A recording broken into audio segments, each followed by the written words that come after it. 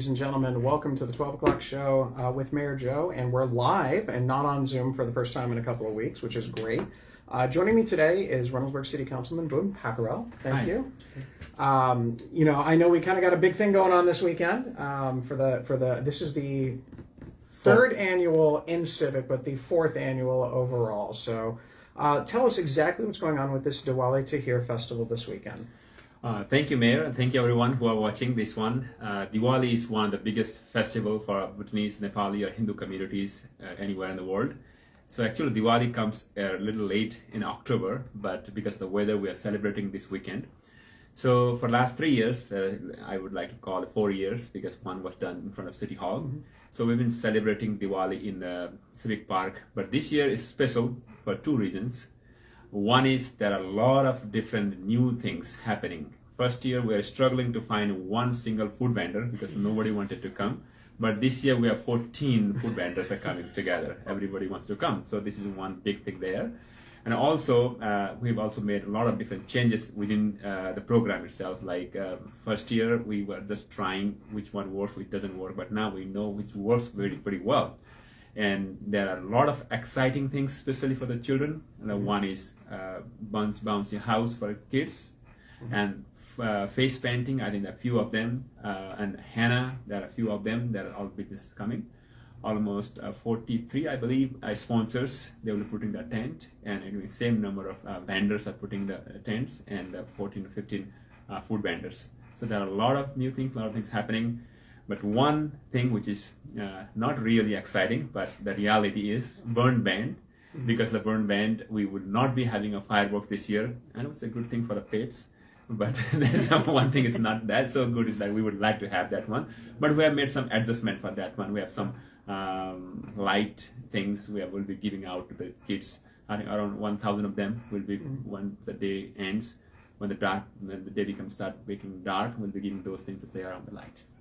You would think even with all the rain and everything, and who would have thought when, just a couple of months ago when we were talking about this, we had no idea that this would even be an issue. And then all of a sudden, days turned into weeks, which turned into months, and just not enough rain. But we are very happy and excited because we are very thankful because had it been like last week, the things would have been all messed up. We couldn't have done nothing, right? Yeah. So see, the weather is so cooperative. I just thank God because in the 74, 75 degree, we don't need heaters. We don't need any kind of, we are not in anything because it's absolutely, that's what we need. We want it. It's all good. Thank you. No, I'm looking forward to this one. Is there any one thing that you're most looking forward to? I know you just listed a bunch of really cool individual things. Is there something like that you're like, okay, I have to check this out. I have to do this? So there are a few things. One is, let's talk about two different things. One from the community side, the Bhutanese and Nepali community side, which they will be looking for a celebration part. For on outside, it's a community at large who don't celebrate Diwali in general. There are two different aspects. One from the community sides, they are really looking for some dances because there are some unique dance which we used to do those back in our home country when we grew up because we never get to see those things outside. It's always inside the room or in some small places. So that is what being looked out by the community. But when you are looking from the community at large, everything is new and unique in itself. But I think food is a big thing for the community at large because you don't have to go to Nepal or India to test what is there in the Nepali food, what is the Bhutanese food. Everything comes in Reynoldsburg itself. So it's kind of unique there. All right, that's good. Now, is there anything going on in that? Because I know that the event starts on Saturday. Is there anything going on Sunday? As Jennifer's kind of wink, nudging us here. Absolutely, that's very important, which I really wanted to tell. So there are things this is happening for the last 4 years. Again, this one also. So what happened is like on Saturday, we'll be doing a lot of different activities there. The ground gets messed up. There's a lot of dirt and things over there. So Roshan Human is another community volunteer. So he came with a great idea because he wanted to bring the running culture in the community. There are people who run many marathons. Like one is a Dhava. He's from Cincinnati. He ran around 12 marathon by now. He had run in a New York marathon, Buffalo marathon, and so on and so forth. And he's now trying for a Boston marathon. So a group of 4 or 5 volunteers came together and wanted to do a Namaste 5K. So every year we do Namaste 5K. This year is done in a unique way this year. In the past, they were just doing, coming together, looking the time in their watch and all those things we're doing.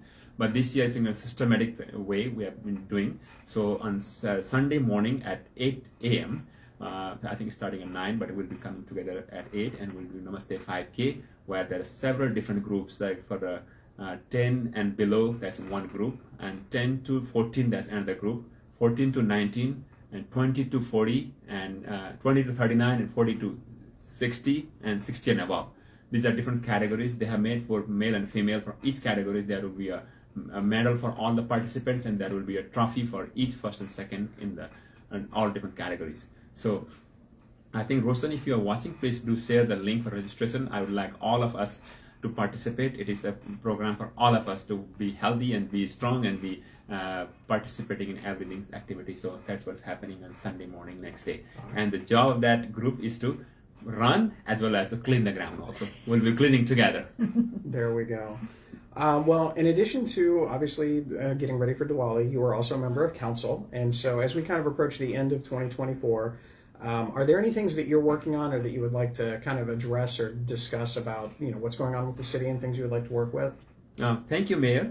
One thing which I would like to say in this regard is being in the council is always a privilege, and always being in the decision making always fulfills like, okay, that's I am here and also working for the community at large and together. This is very, very important. Always thankful for people of Reynoldsburg for giving me a chance, that one, right? And speaking to be particular about these things, it's not very popular at this time, but I'm so excited that Wagner Road is being built. Mm-hmm. I think there are a lot of, we are not very happy because that's happening right now, but this will end very soon, and all of us will be happy. And the goal of being safe Reynoldsburg is being achieved as we are working. So that's one thing which I really wanted to talk about. And also, the other thing which is in my first term, I talked quite a lot about sidewalk being built from the Kroger to here in the Wagner Road. Mm-hmm. Maybe 25% of the work is being done through COPC. I think that is the other thing which I would like to see, that's being built from those two endpoints where people can bike to downtown Reynoldsburg, enjoy the things, and can go back, walk, all those things. And at the same time, there are also a few other things inside the city. In my ward, let's say inside Ward 3, there are many roads which need to be repaired. I would like the citizens to come forward and share your views with us in the city. Mayor always be very, very responsible and active in the community. I think citizens and neighbors, you should come to city council and share which road you would like to work on. I mean, it doesn't mean that will happen, but at least that will be in our radar, and we can put them in a schedule and have those things been done. So these are a few things which I'm excited and would like to do. All right. Now, I always ask everybody who's an elected official, what is your favorite part about being a member of council? So there are many things, but two things in particular I'd like to say is in our downtown Reynoldsburg, the ice cream place is coming. Yes. I think it will be very soon. That's something which I really want, because I'm the part of that decision which was made before. Mm-hmm. Because especially my daughter always talk about the ice cream, when I will go and having ice cream there. So that's why I was asking when they will start. I'm so excited. We're all excited. Every now and then, if you're driving, you can kind of get a peek inside the building and things like that. And they did have an open house last week for some of the other parts of the building. So the days are ticking. As soon as I have a definitive opening date, I'm sure that Brewster's is going to announce that pretty fast, and then definitely we'll jump on. So trust me, once it's there, we're gonna have some fun with it. Absolutely, thank you. That's my big excitement. I appreciate it. Now, for everybody that doesn't know, members of council are not in Reynoldsburg are not like full-time members of council. They actually have an actual day job, and so with that, I'm going to give you the opportunity to go back and do your work with your day job, and I really appreciate it. But before you go, do we have any questions specific to Diwali? We did. We got one question. It says, how spicy is Nepali food, and can it be made not spicy? Oh, thank you. So especially when talking about the spicy level in the Bhutanese and Nepali food, I would caution you, go and tell them level of spice. Usually they do a quite spicy, but doesn't mean that all the foods are spicy. You can just tell them no spice, they'll put 0 spice. But generally, people eat quite spicy, but quite hot. Yeah, for sure. All right. That was all the questions we had. All right. Well, thank you. One thing to add, Mayor, before we end this one, taking this opportunity. So 2024 is a very important year for all the citizens in this country and also for Reynoldsburg. So I would like all who are watching, make sure you register and come out and vote. And also this year, I would like to tell these things like Reynoldsburg we are going through a very crucial time and a school levy. So personally speaking, I'm in support of the levy, and I would like all of us come forward, learn about it. If you don't agree, that's fine. But I would like you to come. I encourage you to come and learn why. I feel that if we don't act now, we are heading to a disaster. So I would like all of us to come out and support the levy and vote for it. All right. Well, thank you very much. Well, enjoy the rest of your day. And trust me, once we start getting some ideas about when the ice cream set is up there, we'll make sure you get in line first right away. Thank you, Mayor. Well, actually, your daughter's going to be the first one in line, so Thanks. thank you very much. All right, everybody. A lot of cool things going on. And again, specifically when it comes to that ice cream shop and everything else, we're just waiting for a couple of final things to go through, and then we'll have an official start date. I know that Brewster's, John and Sean, I know they're ready to go, and I know definitely everybody's ready for some ice cream. So Councilman Pyakurel did mention the levy, so we got a couple of things just as a reminder. There is a levy on the ballot for Reynoldsburg City Schools. It's a 6.65 mil levy, $233 per $100,000 of value, and that's not just a straight thing. The best way, if you remember, we had the auditor on a couple of months ago. Check out their website. The school district website also has a way to calculate it as well. If you live in Franklin County, that's easy. If you live in Licking and Fairfield, you may have to make a couple of phone calls from that one. Also want to remind everybody that yes, indeed, apartments do actually pay rent or pay property taxes. So we have Briarcliff Plaza, which is just down the road from here. They pay about $32,000 a year in property taxes, and out of that, about $286-ish goes to the school district with that. I'm not an expert on the school district, but I'm pretty close to being very familiar with a lot of things. But if you want the real information, there are three events actually tonight and tomorrow that you can attend. The first one is actually going to be here tonight, starting at I think 6 o'clock. Is it 5? 5 o'clock. It will be here. My understanding is it is going to be broadcast like they usually do for their board meetings, but it's definitely going to be a conversation about the downside of things, like what happens if the potential levy does not pass. So that's tonight at 5 o'clock right here at City Hall. You can access that through the Reynoldsburg City School website. They'll go to school board, and then they'll have a live link to actually watch the proceedings. Then you have tomorrow, you have two events. Dr. Reed and the treasurer will be at Raider Nutrition, which is right down the road from here. Go ahead and grab a protein shake or an energy shake or energy drink, and then go ahead and talk to them about very specific questions that you may have about it. And then they will be doing a presentation at the Chamber of Commerce tomorrow from 11:30 to 1 o'clock. I think they have the second portion of that, so probably about 12:30-ish in there. That one you had to register for, and I don't know if they take walk-ups, but I would reach out to the Chamber of Commerce for that one. But there's a lot of great resources on their webpage.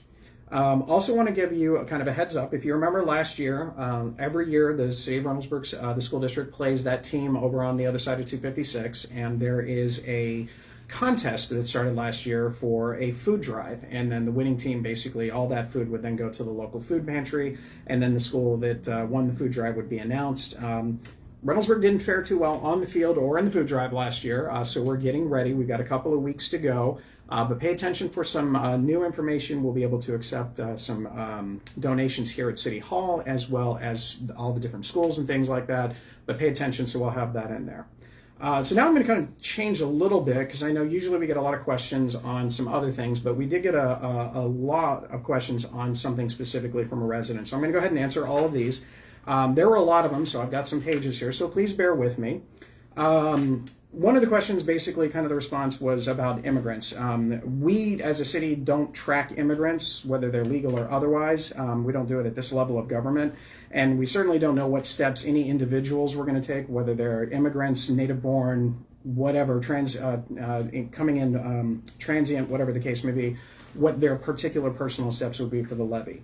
One of the suggestions was the school district should carve out an exemption for seniors, limited income or fixed income. The school district is actually legally not allowed to do that. That is prohibited by the state.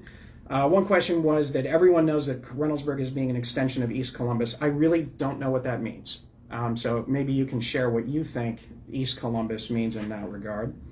As of right now, the city has no plans for an additional police levy based on feedback from council. The fire department operates under the Truro Township, so I do not know what their plans are beyond what they've already discussed.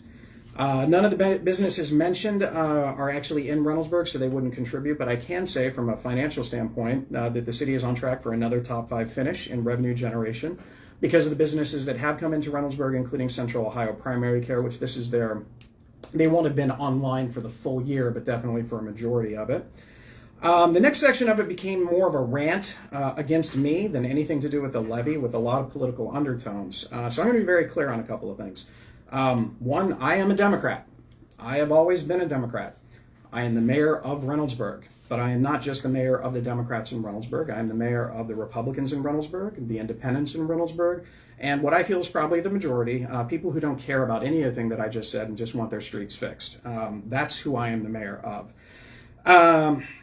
Just because I believe in housing or DEI initiatives does not mean I'm doing it for political gain. I am doing it because I actually believe in all of those things. While DEI is and has always been questioned, I don't should be viewed as anything other than what it actually is, an opportunity to level a playing field that in many instances have been skewed, and that's putting it lightly.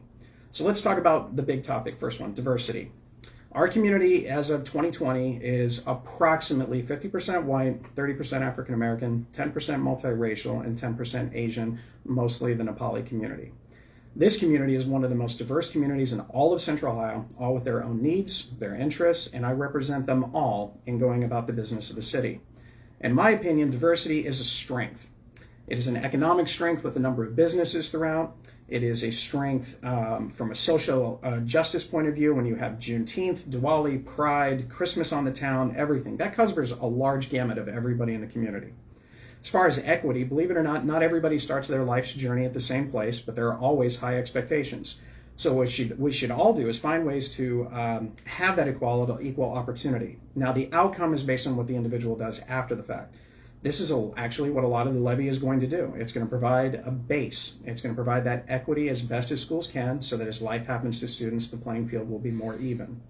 Following up with inclusion is where everyone has a seat at the table, no matter their race, their gender, their age, or any other qualifier or label that we see fit to put upon ourselves. Anything from ADA compliant sidewalks to non-discriminatory policies, resources for our youngest to our senior citizens. I don't really see a reason why anyone would be opposed to any of those particular things, but unfortunately, because of politics at a national level, DEI has taken a negative term, especially for those that might understand the benefits of it and the fact that it's already here. One question was about the AED and the stop bleed kits. They're going to be in the budget for next year, and if council approves them, they will be there, as I've mentioned before. Questions, again, kind of moved off to something else, not specifically about the levy, about tracking tickets. No, the city of Reynoldsburg does not and cannot track who gets the most frequent tickets. That's not what their job is. Their job is to see the offense and give the ticket at that moment in time, whether they've only had one ticket or if they've had additional tickets. If they reach a certain level, I'm sure that there are different penalties as we move from there. As far as the levy, like I mentioned, if council asks for one, then we will move through the process with that, but I've not been informed of any decision to do so. As mentioned before, the city and the schools are two separate government agencies. The members of the Board of Education are officially part-time positions, much like our city council, but as one who served 6 years on the board, it is not a part-time position. President Abram can speak on a number of issues, but if questions are very specific or data-driven, there's nothing wrong with referencing notes. While I can speak with a better than average knowledge of the schools, whether it's finances or policies, that's because I've been an advocate for a number of years. I disagree that the city is taking the lead on the issue, as the schools and a levy committee have been established and they have their own Facebook pages and their own meetings and their own public events. And again, just 3 in the next 24 hours. Because I mention it is something that maybe my audience is something different than maybe the school's audience. And again, the schools can't send out an email saying this is the information about the levy. They're actually prohibited from doing that, so there are limitations. Yeah, I was the previous school board president. I have no idea if Neil Whitman wants that job, and I've not asked him. Perhaps you can ask him if you go to office hours. Remember, democracy is a participation sport. You got to go and play on both sides on this one. You can see him when he's out supporting the levy. He knocks doors consistently. Your questions about the superintendents is an absolute valid one, and I can't answer it because I wasn't on the board during that time. I hope you've called the superintendent or members of the board and emailed them and asked them those questions because I'm sure that they will answer those for you. Again, the personal attacks on me for the directions I have made and council has supported were kind of throughout a little bit. The example of the elderly woman If she were to move to the PNC site, the property taxes would be built into the assistance given for that housing project in general, even if the state does nothing to address the issue. This one specific example was used to justify affordable housing, but there are countless situations and multiple data points that show the need for affordable housing in the region. I have spoken to the Ohio Chamber of Commerce that is supporting of it, and that is typically viewed as a Republican-leaning entity. As a matter of fact, we'll have a representative from the Chamber of Commerce next week on the show, so you can ask him their views on housing as well. And again, you mentioned the tax relief for seniors. It's just not an option. That's not something that we're allowed to do. Now, the status of the emergency levy, this was a recent one, is part of the standard ballot language. Council has much fewer numbers of emergency passages than usual, especially in the past few years, because the way that it had originally been set up is council approves a budget in November, December, becomes active on January 1, and in the past you had to go back to council again to reauthorize things that were already approved in the budget. So that's been changed to a resolution to get rid of some of those things. Some things there's no issue going through reads. Other things we're restricted by other state laws when it comes to bidding on particular projects and things like that. There's timelines to be met. So that's part of it for that one. Let's see here. As far as the COVID funds, my understanding is a large portion of it went on to technology for remote learning. And yeah, there are 4 water levies on the ballot, but water and sewer have absolutely nothing to do with it. So I'm not sure why that particular topic was brought up. We do get our water from the city of Columbus. So when they raise their rates, we raise ours. We also service our water lines all the way throughout the city. So we don't rely on the city of Columbus to do so. If we did, it would probably take a lot longer for things to get fixed. Earlier this year, actually on July 17th, I had Franklin County Auditor Michael Stenziano on the show to discuss the levy impact and how to get information about what would actually be taxable and not taxable. And as far as my last comments on this particular response, I obviously support the Reynoldsburg levy. I know this won't be an easy decision for some that are on limited incomes, senior citizens that are worried about affordability, and anyone who is actually worried about how this is going to make ends meet. Those are legitimate issues that each voter is going to have to make up their own mind on. They have to decide what is best for them and their families. What I do know is that if the levy doesn't pass, schools will find things very difficult to improve, and cuts will come, as is the nature of all of those things. If the state had addressed this issue decades ago, we wouldn't be here, but we are where we're at. The state won't address it. They choose not to, for reasons that we can go on to and other things, but I've already hit a lot of these points in the past. But we are here because of the inaction, and if we don't deal with this, then the entire community will basically suffer those consequences of that. And it's not a threat, it's just the reality of the situation. School districts, if they have lower performing status, typically property values do go down, and then that impacts all other things all the way across. So those were some of the answers with it. I'm sure that there'll be others in the not too distant future.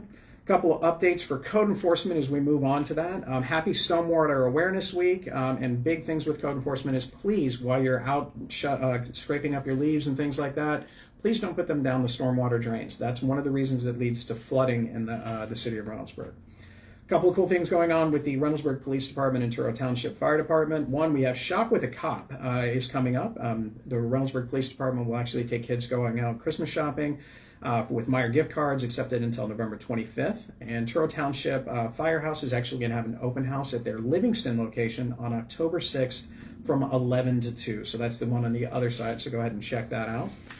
Tonight I have a walk and talk, one of the last 2 that I'm going to be doing this year, and I picked a decent day to do it. Certainly better than the other day when it rained. I will be starting at Tomahawk Trail in Lancaster, so I'll be parking right by that veterinary hospital, and then I'll walk around Tomahawk Trail to Pathfinder, Dorotry, back to Lancaster. The last one is scheduled for the 16th, I believe, and it'll be Broadwin, Valley Drive, and Berkey, so I'll be going over that one, and then that will be it. It's nice. I've had some people. I haven't had a lot, so we'll have to wait and see if this is something we bring back or if anybody wants me to bring this back in the spring. Wagner Road was brought up, and I do have some news on Wagner Road. So basically what's going on right now is we're waiting for things that are slightly outside of our control. One is the city of Columbus. We know that, as I mentioned before, the Columbus supplies our water. We have a brand new water line that is complete. That part of the project is finished, and we are waiting for Columbus to come in and chlorinate that water supply. So it's not active to anybody right now, so don't feel like you're not getting the best water.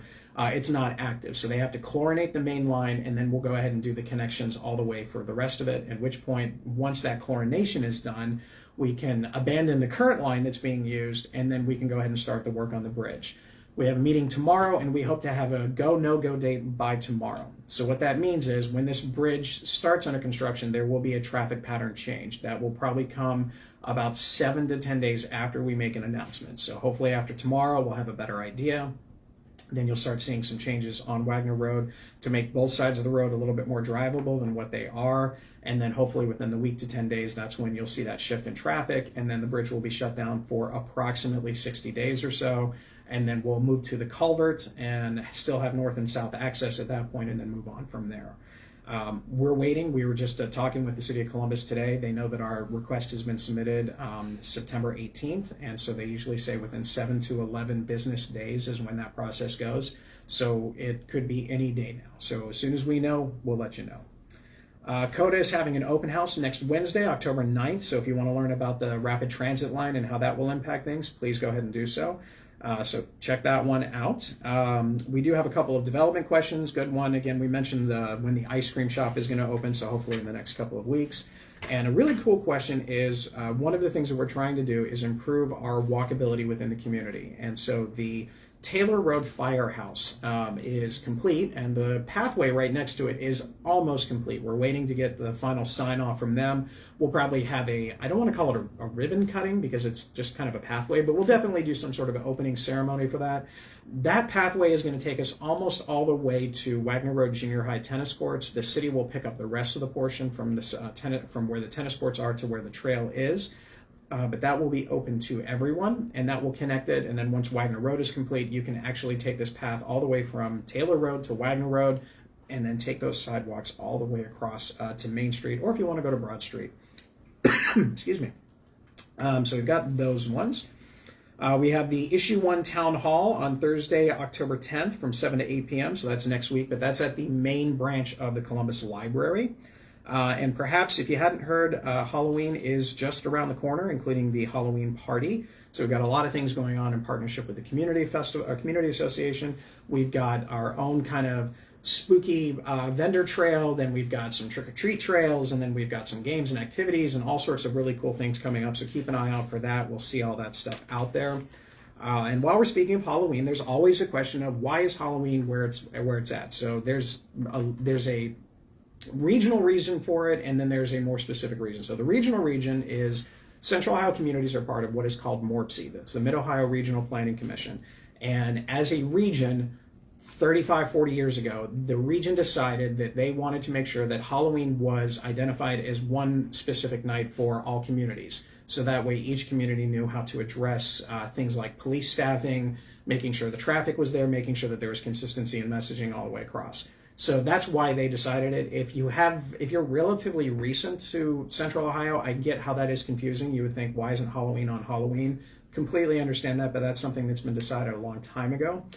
Very rarely does it change. I think only one time since I've lived in Reynoldsburg do I remember changing, and when I used to live in Westerville, I don't ever remember it changing.